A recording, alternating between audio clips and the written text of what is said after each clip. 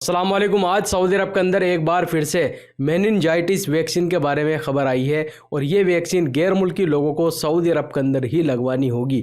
तो किन गैर मुल्की लोगों को ये वैक्सीन लगवानी होगी इसके बारे में आपको बताऊंगा। जैसा कि आपको मालूम है, कुछ हफ्तों पहले सऊदी हुकूमत ने एक कानून बना दिया था कि जो लोग उम्रे पर आएंगे सऊदी अरब तो उनको मेनिनजाइटिस वैक्सीन लगवानी होगी। पाकिस्तान के लिए तो पोलियो वैक्सीन का भी कानून बना दिया गया था। इसके बाद मेनिनजाइटिस वाले कानून को ख़त्म कर दिया गया, लेकिन आज एक बार फिर से मेनिनजाइटिस वैक्सीन का कानून बना दिया गया है, वो भी सऊदी अरब के अंदर रहने वाले लोगों के लिए। तो किन लोगों को लगेगी ये वैक्सीन इसके बारे में आपको बताऊंगा। इसके अलावा सऊदी अरब से काफ़ी सारे गैर मुल्की लोगों को डिपोर्ट किया गया है और सऊदी अरब के अंदर रमज़ान के महीने में फिर से एक बार चेकिंग अभियान शुरू किया गया है, जिसमें हज़ारों गैर मुल्की लोगों को गिरफ़्तार किया गया है। इसके बारे में आपको बताऊंगा। इसके अलावा भी काफ़ी सारी ज़रूरी जानकारी आई हैं, तो आपसे रिक्वेस्ट है वीडियो को शुरू से लेकर आखिर तक ज़रूर देखें। और आपने अभी तक हमारे चैनल को सब्सक्राइब नहीं किया है तो चैनल को ज़रूर सब्सक्राइब कर लीजिएगा, क्योंकि गैर मुल्कियों से रिलेटेड सऊदी अरब के अंदर जो भी बड़ी खबर आती है चैनल पर हम लेके आते रहते हैं। दोस्तों, आज की एक बड़ी खबर आपके साथ में शेयर करना चाहूँगा जो कि जज़ान से आई है, जिसमें कहा गया है कि जज़ान के अंदर एक इंडियन को गिरफ़्तार किया गया है, वो भी नशे वाली चीज़ों में। और आप यहाँ पर देख सकते हैं खबर में, जिसमें कहा गया है कि इस इंडियन के पास से लगभग 90,000 नशे करने वाली टेबलेट बरामद की गई हैं इससे। इसके अलावा 93 किलोग्राम और भी नशे करने वाले जो सामान था वो भी बरामद किया गया है। तो यहाँ पर मैं आपको बताना चाहूँगा, अभी सऊदी अरब के अंदर कोई भी गैर मुल्की नशे वाली चीज़ों में गिरफ़्तार हो रहा है, चाहे उसकी मार्केटिंग कर रहा है, स्मगलिंग कर रहा है। हालांकि यहाँ पर जो ये इंडियन गिरफ़्तार किया है, इसने अपनी गाड़ी के अंदर ये सामान रखा हुआ था, शायद ये कहीं पर इसको पहुँचा रहा था, इसकी स्मगलिंग कर रहा था। तो यानी नशे वाला कारोबार किसी भी तरह से अगर आप उसके अंदर इन्वॉल्व हैं तो यहाँ पर गैर मुल्की लोगों का सर कलम किया जा रहा है। पहले भी काफ़ी सारे गैर मुल्की लोगों का सर कलम हो चुका है नशे वाले कारोबार की वजह से। तो देखिए, अभी अल्हम्दुलिल्लाह रमज़ान का महीना चल रहा है, लेकिन रमज़ान के महीने में भी कुछ गैर मुल्की लोग पैसा कमाने के लिए किस किस तरह के गलत काम कर रहे हैं आप सोच भी नहीं सकते। एक और ख़बर यहाँ पर मैं आपको बताना चाहूँगा जो कि रियाद से आई है, और ये खबर अभी काफ़ी वायरल है सऊदी अरब के अंदर, क्योंकि रमज़ान के महीने में इन लोगों ने इस तरह की हरकत की है, जिसमें 2 गैर मुल्की थे और 2 सऊदी शहरी थे। रियाद के अंदर एक घर के बाहर गाड़ी खड़ी हुई थी। इन 4 लोगों ने उस गाड़ी के चारों टायर निकाल लिए बेचने की नीयत से। हालांकि इस सऊदी शहरी ने उसकी वीडियो बनाई, सोशल मीडिया पर अपलोड कर दी, और उस वीडियो में बहुत ही अफसोस के साथ इस सऊदी शहरी ने बताया कि देखिए, रमज़ान का महीना चल रहा है, रमज़ान के महीने में काफ़ी काम होता है, लोगों को मार्केट जाना होता है, जल्दी से कोई सामान ख़रीदना होता है, और रमज़ान के महीने में ही इन लोगों ने घर के बाहर जो गाड़ी खड़ी थी उसके चारों टायर निकाल लिए। हालांकि बाद में इन चारों लोगों को गिरफ्तार कर लिया गया है।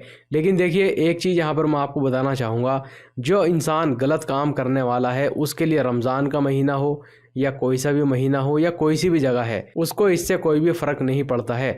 उसको अगर कोई गलत काम करना है तो वो करता ही है, हालांकि इस काम से उनको कोई भला नहीं होता। इसी खबर में ये भी बताया गया है कि एक ऐसे बंदे को भी गिरफ्तार किया गया है इनके साथ में, जो कि बॉर्डर पार करके सऊदी अरब के अंदर उसने एंट्री की थी। तो देखिए, काफ़ी ऐसे गैर मुल्की हैं, यानी सऊदी अरब के आसपास की जो कंट्रियाँ हैं, जो कि इलीगल तरीके से सऊदी अरब के अंदर वो एंट्री कर लेते हैं और यहाँ पर आने के बाद बहुत ही ख़तरनाक काम करते हैं। किसी के चाकू मार दिया, उससे पैसे छीन लिए, उसका सामान चोरी कर लिया, या जो गाड़ियाँ खड़ी होती हैं उनके शीशे तोड़ दिए, अंदर का सामान चोरी कर लिया, गाड़ियाँ चोरी कर ली और उसके पार्ट्स जो है बेच दिए जाते हैं। तो ऐसे बंदे को भी गिरफ्तार किया गया है। इसके अलावा दोस्तों, मिनिस्ट्री ऑफ इंटीरियर की तरफ से एक रिपोर्ट जारी की गई है। 13 मार्च से लेकर के 19 मार्च तक सऊदी अरब के अंदर अलग अलग इलाकों से 25,150 गैर मुल्की लोगों को गिरफ्तार किया गया है, जिनमें से 17,886 ऐसे गैर मुल्की थे जिनके पास इकामा ही मौजूद नहीं था या उनका इकामा एक्सपायर था। इसके अलावा 4,247 ऐसे गैर मुल्की थे जिन्होंने इलीगल तरीके से सऊदी अरब के अंदर एंट्री की थी।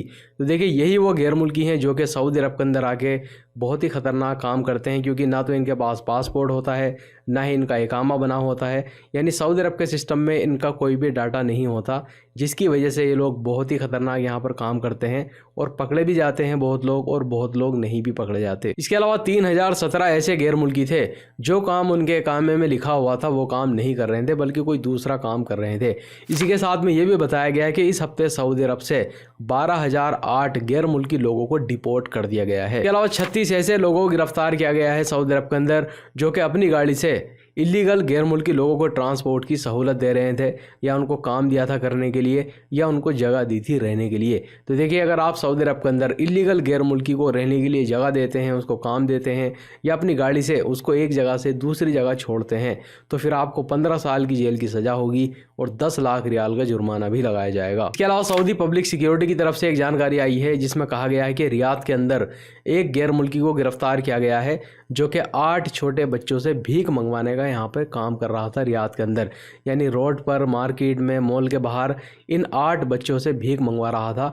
इसका ताल्लुक यमन से बताया गया है। तो देखिए, सऊदी अरब के अंदर बार बार लोगों से कहा जाता है कि कोई भी यहाँ पर भीख मांग रहा है तो उसको बिल्कुल भी भीख में आप कुछ भी ना दें, क्योंकि जो लोग वाकई में मुस्तहिक हैं, ज़रूरतमंद हैं, वो लोग तो भीख मांगने के लिए नहीं निकलते। उनके लिए यहाँ पर सेंटर बने हुए हैं, उनको इमदाद दी जाती है।